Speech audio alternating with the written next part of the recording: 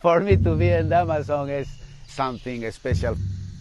I grew up here and always in the biggest spaces, not many people, no noises. I feel really free here.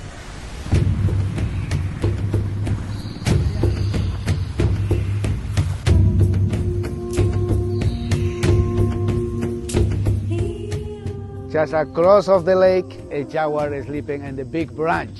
And then when the jaguar was wake up they light the tail in the water, it was starting to fish. It was a big surprise for me, but it was my confirmation that the jaguar is really attracting fish with the tail in the water.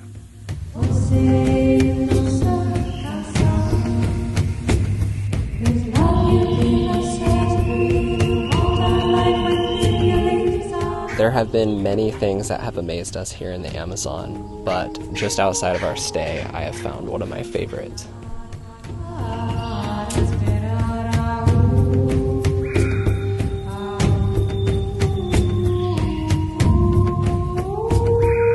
Hey, hey.